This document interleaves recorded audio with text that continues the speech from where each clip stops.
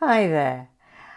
I don't know about you, but I'm finding that I've been absolutely fascinated by the allegations that are coming out about Harvey Weinstein, allegations of sexual abuse, of rape and sexual harassment. Now, I don't know if these allegations are true or not. At this point, they are just allegations, and a man is innocent until he's proven guilty. So that's all I can talk about, allegations. I'm Jane Lewis, and I am a coach and I am a trainer, and I work with women on leadership development.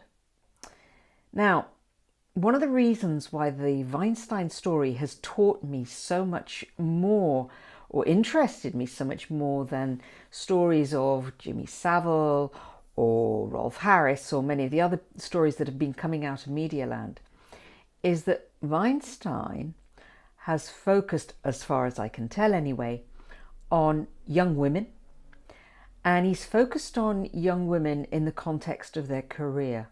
So Weinstein's ability to abuse power, assuming that he did, Weinstein's ability to abuse power has been very much dependent on his ability to give a woman a job, to give her a leg up in her job, or to support and sustain her in some way in her movie career. Back when I was emerging out of university and I got my first job in my early 20s, which was in the late 70s, by the way, because I'm old. Back in the late 70s, I went into the oil industry. And it so happened the bit of the oil industry that I went into was probably even more sexist than any other bit of the oil industry, because I became what they called a dealer sales representative, a sales rep for garages for one of the major oil companies. Now, back in those days, garages had great big calendars of girly calendars as we knew them, with not too much on. And the language of the shop floor was pretty sexist. The attitude of the shop floor was pretty sexist. In fact, my first day turning up as a rep, a number of them went, "You're a factor then." And factors were women, almost exclusively women, who went round, and they had a reputation, I think probably wrongly, but they had a reputation for putting out. They had a reputation for having big boobs. They had a reputation for wearing big skirts, short skirts. The attitude towards women at that time in that industry was incredibly, not hostile, but just, you're a woman, suck it up, cope with it, deal with it. We've got naked women on the walls, tough. And it wasn't just my clients who had that kind of attitude. I found it as well among colleagues. Number of times that I was propositioned one way or the other. The suggestion was that if I went to bed, either they'd teach me the ropes of working in the industry, or they could further my job, or actually I could just have incredibly good sex with a married man old enough to be my dad. I was groped, I had hands on my thighs, I had hands on my bum occasionally, and less frequently I had hands on my tits. And the implication was that I had to just deal with it. Laugh with them, find it funny, deal with it.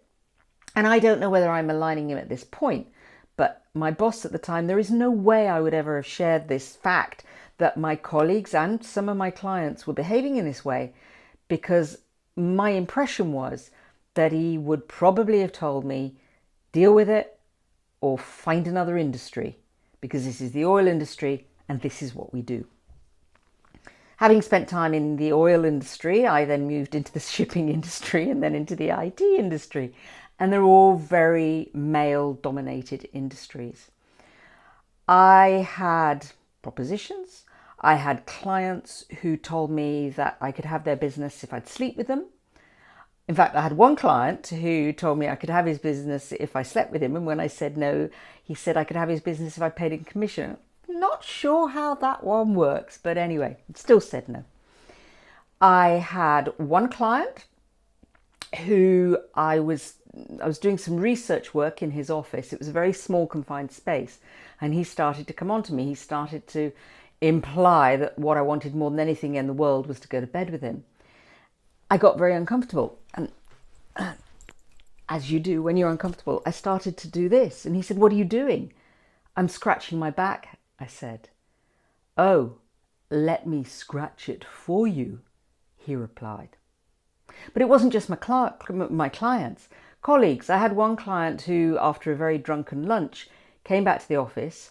I was on the phone to a client, and I had a top that was slightly low cut at the back, showed a couple of inches of spine, and he licked the top of my spine. Along with all my other colleagues, I laughed. I joined in the game. It was funny. So why did I join in the game? Why did I say nothing?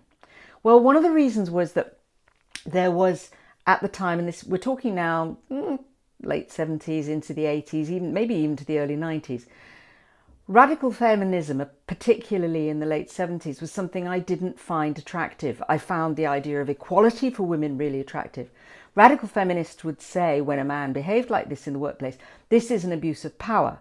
This is, you have to call out the man because it's all about masculine power.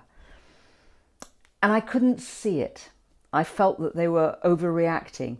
I felt the right reaction was to keep stum, because anyway, if I didn't keep stum, I might not get the promotion I wanted.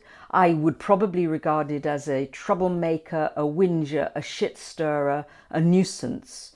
And I didn't want to be any of those things. And I worried about what my colleagues would think about me, what other people would think about me. They would see me in that way. So I didn't agree with the radical feminists. I didn't open my mouth. I was complicit. I was complicit like many, many, many women like me. We didn't speak up. We didn't speak up because we were afraid. We didn't speak up because of our conditioning. We were told that it was okay. It was just a joke. And we bought the story. We didn't speak up because, like Jane Fonda says on a BBC interview, we didn't speak up because we weren't brave enough. We didn't know we had to. We didn't know it mattered. And when I think about that time, particularly in the late 70s and into the 80s, so we're talking 30 years ago, I wonder whether if we'd spoken up then, if more of us had spoken up then, maybe something would have changed. I don't know. Maybe it wouldn't. But what I do know is, the appalling thing is that this behaviour is still going on in the workplace. Women are still being held in their place by comments, sexist comments, it's all right to comment about the size of your tits or the shape of your body. We're beginning to fight back a little bit, but I'm not sure even that our fight back is in an appropriate way. But it shouldn't be okay. It isn't okay. As women, we should be able to go out there. We should be able to compete, to work on equal terms, not on some imbalance between the two, because we're girls and we don't have dicks, and they're boys and they do, and they're more powerful. And the chances are that they will rise to positions of power even now, because women generally are not on boards. They're not in the top positions of power. So as I look at this stuff about Harvey Weinstein, and sorry about my microphone wire, but I'm excited about this. I'm passionate about this. I care about this. As I look at this news coming out, I really do think to myself, were we complicit? Was there something that we could have done differently back then that would change the experience of women back now?